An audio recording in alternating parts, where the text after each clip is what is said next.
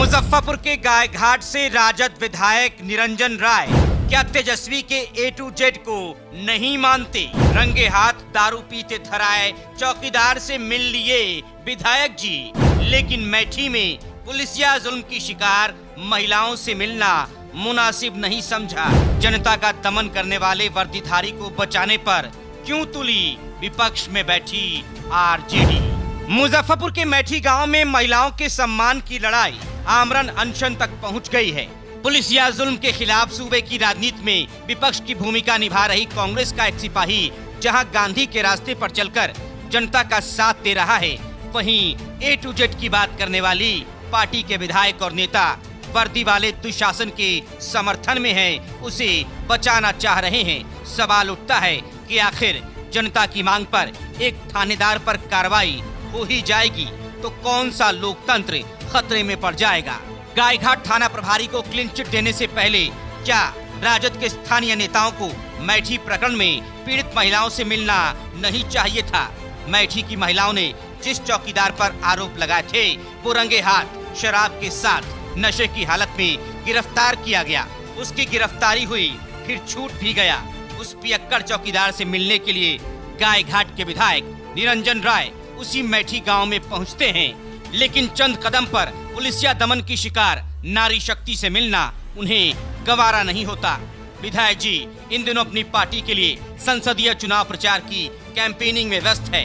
मैठी की घटना में लंबी खामोशी के बाद थाना प्रभारी का बचाव कर रहे विधायक निरंजन राय की माने तो थाना प्रभारी पुरुषोत्तम यादव ने जब से कमान संभाली है तब से इलाके में सक्रिय शराब माफियाओं पर नकेल कस रखी है। यही वजह है कि थाना प्रभारी के खिलाफ साजिश हो रही है। वैसे थाना अध्यक्ष के समर्थन में बयानवीरता कर रहे विधायक पर पूर्व में फर्जी सिगरेट फैक्ट्री ऑपरेट करने के आरोप लग चुके हैं। मैठी प्रकरण में फिलहाल सबसे बड़ा सवाल यही है कि जनता का दमन करने वाले वर्दीधारी को बचाने पर विपक्ष में बैठी आरजेडी आखिर क्यों तुली हुई है? नमस्कार, सन बिहार देख रहे हैं आप, मैं हूं आपके साथ राजमोहन सिंह। एक बार फिर हम आज गायघाट प्रखंड अंतर्गत मैठी गांव में है। ये मैठी गांव 3 अप्रैल के बाद से लगातार सुर्खियों में है। पुलिसिया बर्बरता की एक ऐसी कहानी यहां सामने आई जिसके बाद पिछले 2 हफ्ते से ये जो गांव है मैठी गायघाट प्रखंड अंतर्गत, ये लगातार सियासी टूरिज्म का केंद्र बन जाता है। तरह तरह के नेता अलग अलग इलाकों से यहां पहुंचते हैं और पुलिस की जो हनक है, जो वर्दी की हनक है, उसके खिलाफ आवाज बुलंद की जाती है। लेकिन अब जस्टिस फॉर मैठी, न्याय नहीं तो वोट नहीं भी पहले मुद्दा उठा। हमने देखा कि जो यहाँ पर मुजफ्फरपुर लोकसभा में बीजेपी की तरफ से एनडीए के कैंडिडेट हैं राजभूषण निषाद, उनका भी विरोध जो है मैठी गांव में देखने को मिला। और जो नेता लोग आए हैं उनसे जनता ने सवाल किए, सब लोगों ने कहा, आश्वासन दिया कि जल्द से जल्द पुलिस वाले पर कार्रवाई होगी, लेकिन थाना प्रभारी के खिलाफ अब तक कार्रवाई नहीं हुई है। और यही वजह है कि देखिए अब आमरण अनशन की शुरुआत हो गई है। तस्वीरें आपको दिखा रहे हैं, आनंद कौशल ने आमरण अनशन की शुरुआत कर दी है। कांग्रेस नेता है, इनसे बातचीत करेंगे। लेकिन एक जो दिलचस्प चीज यहां पर देखने को मिली है और जो बात पता चली है कि आरजेडी ने, जो कि विपक्ष में है, जिसको जनता की आवाज बनना चाहिए, और यहां पर ठीक उल्टा हो रहा है। गायघाट में मैठी गांव का जो प्रकरण है, इसमें सत्ता पक्ष में शामिल जो विधायक हैं, जो नेता है, वो तो पुलिस वाले के खिलाफ, थानेदार के खिलाफ बोल रहे हैं, आवाज उठा रहे हैं और जनता के साथ हैं। लेकिन जो विपक्ष है, जिसको जनता की आवाज होना चाहिए, उसको वो थानेदार जो वर्दी की हनक दिखाता है, बहुत ही अच्छा अधिकारी, पदाधिकारी नजर आता है। आरजेडी जो है यहां पर उसकी मंशा पर सवाल खड़े हो रहे हैं। आरजेडी के तरफ से जो निरंजन राय, जो कि गायघाट के विधायक हैं, वो पहुंचे भी हैं मैठी गांव में, तो पीड़ित पक्ष से मिले नहीं हैं। हाँ, उस चौकीदार से जरूर मिले हैं जिसकी गिरफ्तारी शराब पीने के आरोप में हो चुकी है। लेकिन जिस परिवार ने आरोप लगाया कि उसके घर पर पुलिस वाले चढ़ते हैं और इसके बाद महिलाओं की पिटाई की जाती है, बर्बरता की जाती है यहाँ की महिलाओं के साथ, तो उनसे मिलना जो है यहाँ आरजेडी के नेता और विधायक जरूरी नहीं समझते हैं। किस तरीके से ये जो पूरा प्रकरण है, इस पर राजनीति हुई है और तमाम नेता पहुंचे हैं, बहुत सारी बयानबाजी हो चुकी है, बहुत सारे आश्वासनों की घुट्टियां पिलाई जा चुकी है जनता को। 2 हफ्ते का वक्त अब बीत चुका है और अब आपको आमरण अनशन का सहारा लेना पड़ रहा है। चुनावी आचार संहिता भी चल रही है। आंदोलनों की बात चली जिसको कहीं न कहीं जो है चुनावी आचार संहिता के चलते टाला गया, लेकिन अब आमरण अनशन की शुरुआत हो गई है। अनिश्चितकालीन भूख लग रही होगी, अब सब कुछ बर्दाश्त करके बैठना पड़ रहा है। देखिए, मिल रहा है आश्वासन पे आश्वासन, अब भी खुला घूम रहा है दुशासन। दुशासन कौन है बताने की जरूरत नहीं है। अब बात आपने की राजनीतिक पार्टियों की, तो सामाजिक न्याय की बात करती है हमारी जो पार्टी है राजद, हम गठबंधन में उनके साथ। ऐसा नहीं है, वो अगर विधायक जी है उनका निजी राय होगा, या मैंने उनका अभी बयान सुना नहीं है। कुछ तथाकथित नेता ने शायद बयान दिया है कि पुरुषोत्तम जी सबसे अच्छे थानेदार हैं। तो अब ये गलत बात है कि अब सबसे अच्छे थानेदार है तो फिर सैकड़ों हजारों लोग क्यों उनके खिलाफ अभी आवाज उठा रहे हैं। अभी गयासुद्दीनपुर में भी जो वो हत्या हो गई थी, वो तो कोई शराब धंधेबाज वाली जी जी जी, जो 4 बोतल शराब नहीं मिलने की वजह से, या एक महादलित महिला है, उनका नाम शायद डिस्क्लोज नहीं करना है, सॉरी, वो तो महादलित महिला है, एक दलित लड़की की पिटाई का भी जी जी, वो भी थाने में, और उसके भाई की भी। तो ये सब बात पार्टी से ऊपर है, और अगर ऐसा बयान किसी दल का आ रहा है जो विरोधी पक्ष खेमे का है, तो मुझे लगता है कि ये गलत है। मैं इसका पुरजोर विरोध करता हूँ।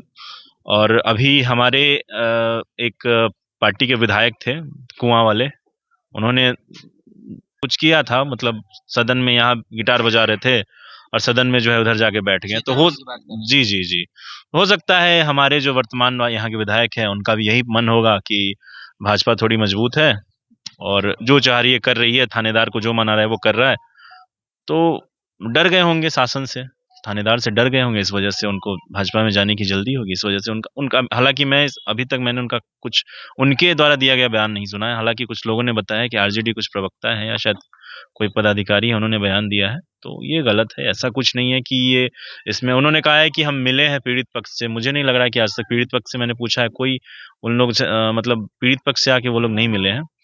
दूसरा है कि बात अगर आरजेडी की हो रही है तो रमा सिंह शायद बड़े नेता हैं, वो भी पहुंचे मैठी आज। वो पहुंचे हैं, उन्होंने आश्वासन दिया है। सिटी एसपी के नेतृत्व में कल टीम आ रही है, उन्होंने बात की थी एसएसपी से, एसएसपी ने कहा है कि सिटी एसपी कल पहुंचेंगे, हर हालत में पहुंचेंगे। तो हमें न्याय पे भरोसा है, संविधान पे चुनाव आयोग ने डीजीपी को लिख भी तो दिया है। ये सामने लेके मैं बैठा हूँ, वही चीज आप जूम करके आप दिखा सकते हैं। ये आवेदन पीड़िता का है और ये चुनाव आयोग ने लिख दिया है डीजीपी को 15 तारीख के डेट में। तो अब हमें भरोसा है, सब लोग सब चीज चैनल में है, और न्याय मिल, देखिए न्याय, अन्याय हुआ है और अन्याय करने वाला थोड़ा सा पावरफुल है, तो पावरफुल है तो हम भी तो गांधी के रास्ते पे बैठे हैं ना। गांधी को मरे 70-80 साल हो गए हैं, लेकिन उन्होंने जो रास्ता दिखाया ना, इतना बढ़िया रास्ता किस तरीके का पावरफुल है कि एक थानेदार जो है, वो एक थानेदार को हटाने के लिए इतने सारे लोग, इतने सारे नेता, इतने सारे सामाजिक संगठन चलाने वाले लोग आ जाते हैं और सब लोग आके बयान देते हैं। सत्ता में जो बैठे हुए लोग हैं, विधायक जी आए, राजू सिंह साहिबगंज विधायक, वो भी आए। अच्छा, जातिवाद का बड़ा आरोप लगा है, तो देवव्रत सहनी है ना आप? आपके बारे में जो मुझे जानकारी है कि आथर घाट वाला जो आंदोलन है उस वो आपने चलाया और आपका एक लंबा इतिहास रहा है आंदोलनों को लेकर। आप यहाँ भी मैठी में भी सक्रिय हुए हैं। तो ये जो आरोप लगा है, इसमें न्याय की मांग उठी और न्याय के लिए कहीं ना कहीं अब देखिए कि आमरण अनशन भी करना पड़ रहा है। आवाजें जो है वो सुनी नहीं जा रही हैं। तो क्या लग रहा है इस मैटर में? देखिए, यहाँ पर जातिगत बातों को देकर के थाना प्रभारी को बचाने का प्रयास किया जा रहा है। सच्चाई उससे कहीं और है। आप हम सब कोई जानते हैं बिहार में दारू बंद है। हर पंचायत, हर गली, हर नुक्कड़ पे दारू बिकता है और हर थाना के लोग, हर ऑफिस के लोग जिनको दारू पीने की लत है, क्योंकि अगर बिकता है तो पीने वाले भी हमारे समाज से ही आते हैं। और जो पहले जो दारू पीते थे उसमें से 80% लोग आज भी दारू पीते हैं, चाहे कोई, एवरीवन। तो दारू का एक काला व्यवसाय है और वो व्यवसाय से थाना समानांतर आर्थिक माफिया खड़ा हो गया, जिसमें कहीं ना कहीं पुलिस प्रशासन की भी मिली भगत रहती है और उससे थाना का इनकम बढ़ गया। सरकार का इनकम खत्म हो गया, लेकिन थाना का इनकम बढ़ गया।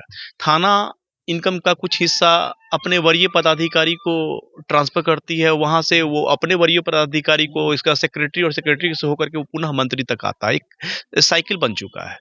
तो सरकार की ये मजबूरी है कि जिससे हम महीनों में या उसके वरीय पदाधिकारी हर महीने में जो कुछ डिविडेंड जो दे रहा है, उस गलत को गलत कैसे स्वीकार करे? क्योंकि सत्ता पक्ष विपक्ष सारे लोग, मतलब कि बिहार में इस वक्त जो है सो अवसरवादी व्यवस्था आ चुका है और जनता को लूटने का इससे अच्छा, मतलब कि जंगल राज, एक्चुअल जंगल राज आज चल रहा है। लोग नारा लगाते थे जंगल राज, लेकिन एक्चुअल जंगल राज है। पुलिस के द्वारा दमन इस सिर्फ मैठी में नहीं होता है, बिहार में आए दिन हर जगह होते रहता है, लेकिन किसी में वो क्षमता नहीं होता है कि खड़ा होकर के बोले कि आपने जो है सो मेरे साथ दमन किया है या अत्याचार किया है, और जनता भी इसको स्वीकार करती है। तो शायद मीडिया के माध्यम से, आप लोग के माध्यम से जब यह मामला प्रकाश में आया, और उससे पहले हम आपके आने से पहले हम लोग आ चुके थे, तो जब पीड़िता का पत्र हर जगह जब प्रकाशित हुआ तो पुनः दूसरे दिन वो आ गया कि तुम लोग ये इस तरह का केस किया तो उसको वापस लो, नहीं तो मार देंगे। अब आप सोच सकते हैं कि प्रशासन हत्यारा कब से हो गया। ये पुलिस प्रशासन जो वो, अब ये इस तरह का जो लैंग्वेज यूज करना और मानवता को शर्मसार करना। अच्छा हाँ, चलिए ठीक है, हम लोग नेतागिरी कर रहे हैं, अभी आरक्षण लगा हुआ है, हम गलत मान लिया, आपके ऑन कैमरा मैं बोलने को तैयार हूं कि हम गलत हैं। पीड़िता के आवेदन पर ये इसका 12 कॉपी पीड़िता ने भेजा था, महामहिम राष्ट्रपति से लेकर के इलेक्शन कमीशन को, चाहे मुख्यमंत्री हो, चाहे ह्यूमन राइट कमीशन हो, सुप्रीम कोर्ट हो, हर किसी को भेजा था। इलेक्शन कमीशन ने अपना काम करके डीजीपी को दे दिया, डीजीपी साहब के यहाँ भी गया था, एसएसपी साहब के यहाँ भी गया था, डीएम साहब के यहाँ भी गया था, कुछ तो कार्रवाई किया होगा साहब। एक लाइन में मैं बोलना चाह रहा हूँ, अगर तेजस्वी अभी सीएम होते ना तो इतना आनंद कौशल को बैठना नहीं पड़ता, देवव्रत सैनी को बैठना नहीं पड़ता। अगर तेजस्वी सीएम होते ना, सीधा एकदम या जो भी आचार संहिता लगा हुआ है, इतना हम लोग को नहीं करना पड़ता कि एक छोटे से चीज के लिए क्लियर है, उन्होंने आके मारा है, पीटा है, मोबाइल फोड़ा है, अरे और सब चीज छोड़ दी। जिन्होंने जिस तरीके से बात की है फोन पे, मेरा रिकॉर्डिंग आपको भेजा होगा मैंने, समझ में आ रहा है कि कितना वो मतलब थोड़ा सा मानसिक रूप से विक्षिप्त है। तो तेजस्वी अगर सीएम होता ना तो इतना नहीं बैठना होता हम लोग को अपना, हम भी, अरे मुझे मैं थानेदार पर कार्रवाई की मांग को लेकर के इतना नहीं करना पड़ता। थानेदार पे हम लोग कार्रवाई की मांग, ये बहुत आपको आसान दिख रहा होगा, ये थानेदार पे कार्रवाई की नहीं, इनके सिस्टम पर हम लोगों ने चोट किया है। इनका सिस्टम पूरा का पूरा, मुजफ्फरपुर का पुलिस महकमा नहीं, अगल बगल का पूरा बिहार का पुलिस महकमा में ये चर्चा का विषय हो गया है। अगर इस जगह पर इस तरह से अगर लोगों को, अगर हमने अपने पुलिस प्रशासन के खिलाफ कार्रवाई किया और ये किसी तरह की बात हो गई, तो कहीं भी जाकर के अगर हमारे द्वारा अगर दमन किया जाएगा तो हर घर में एक देवव्रत सहनी खड़ा हो जाएगा। ग्रामीणों से पुलिस के टकराव की कोई पहली घटना नहीं है, मतलब लगातार बिहार के कोने कोने से ऐसी खबरें आती हैं कि गांव वाले जो है वो शराब बेच रहे थे और वहां पुलिस पहुंचती है और वहां पर पुलिस घेर कर जो है गांव वाले पीट देते हैं, जबकि इसमें 90% बात झूठ होता है। जो पुलिस केस करती है उसमें 90% झूठ बात होता है। न्यायालय समझती है पुलिस किस कंडीशन में कौन सा केस को लेकर के जाती है। माननीय उच्च न्यायालय ने भी एक केस में अभी एसएसपी साहब को समन किया है शिक्षक वाले मामले में। तो इस बात को आप समझ लीजिए कि हम तो बोल रहे हैं कि हम लोग गलत हैं, हम स्वीकार करते हैं, लेकिन इलेक्शन कमीशन ने जो आपको आदेश दिया है उसको तो पालन कर दीजिए साहब। क्या आप आदेश का भी पालन नहीं हो रहा है? आप इलेक्शन कमीशन के आदेश का पालन कर दीजिए, हम भी अपने घर में सोएंगे, हम भी निश्चिंत हो जाएंगे। भोजन किसको प्यारा नहीं है बताइए इस गर्मी में? क्यों हम तो ना दारू पीते हैं, ना गुटखा खाते हैं, ना सिगरेट पीते हैं, हमको एक ही चीज अच्छा लगता है। मेरे जितने आसपास के लोग हैं ना जो करीबी, वो जानते हैं कि आनंद कौशल को खाना बहुत अच्छा खाना, वो छोड़ के थोड़े ना बैठते हैं यहाँ सर, खाना पीना छोड़ के बैठे वो छोड़ के यहाँ थोड़े ना बैठते सर। तो अच्छा, कितने दिन बैठ जाइएगा अनशन? क्या लग रहा है? या तो न्याय मिल जाए या फिर मौत तो सबकी आती है। न्याय मिल जाए, न्याय मिलने तक बैठेंगे। न्याय नहीं अगर न्याय नहीं मिला तो न्याय मिलेगा। इतना भारत सबसे मजबूत लोकतंत्र है विश्व का, ऐसा नहीं है कि नहीं मिलेगा, न्याय मिलेगा, लेकिन जब तक नहीं मिलेगा तब तक तो बैठेंगे। उम्मीद पे दुनिया कायम है। और दुनिया नहीं कायम, लोकतंत्र पे कायम है, संविधान पे कायम है। और संविधान जब तक बाबा साहब का दिया हुआ हमारे पास है, कोई हम लोग को नहीं डिगा सकता। संविधान पे भरोसा एकदम भरोसा है। चलिए, तो गायघाट का मैठी गांव, यहाँ पर पुलिसिया बर्बरता की एक कहानी सामने आई। हमने आपको वो खबर दिखाई सबसे पहले, और वो घटना जो है सियासी टूरिज्म का केंद्र मैठी गांव इसके बाद बन जाता है। आवाजें बुलंद की जाती हैं लगातार।